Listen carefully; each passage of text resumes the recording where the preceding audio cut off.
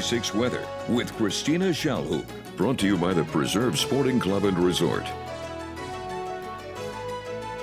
Well, it's been a very busy weather day, but not for us here in the Ocean State. I'm talking about Milton having made landfall this evening.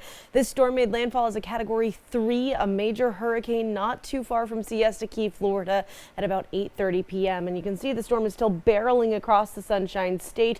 It's going to make its way across the peninsula overnight tonight before leaving Florida tomorrow.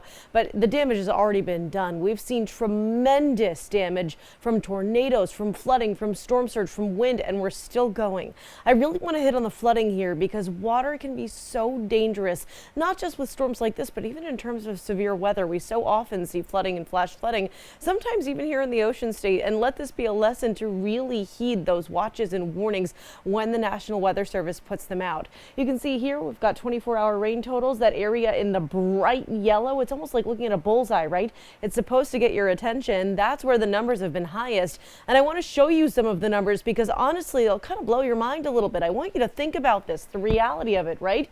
Dover, Florida, not too far from Tampa, has seen more than 17 inches of rain. That's nearly 1.5 feet of rain in a 24-hour span. St. Petersburg has seen more than 11 inches, nearly a foot. Seminole's seen 10 inches of rain.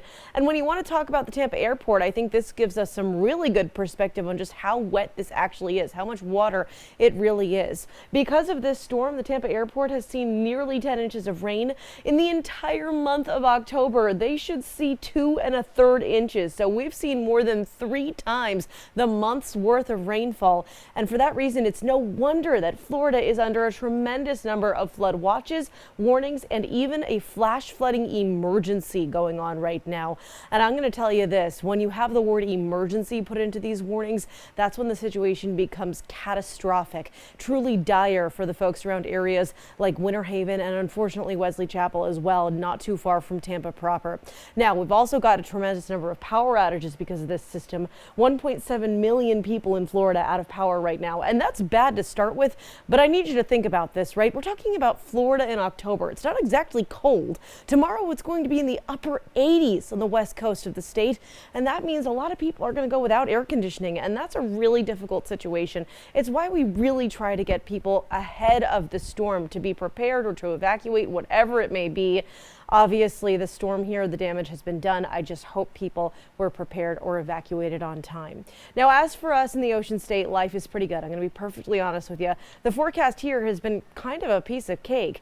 We've got an area of low pressure we've been watching, and that's to the north. It's bringing a couple of showers back through northern New England, a few just trying to squeeze into southern New England. You can see central Massachusetts out into Worcester County, for example, getting a little bit wet here and there. We're also cooling down quite a bit, and that's really the bigger story, is the fact that temperatures are going to be drifting through the low 50s into the 40s, mid 40s by tomorrow morning. Some spots verging on 40 degrees. So hopefully you're nice and bundled up as you're heading out tomorrow or as you're sending the kids off to school.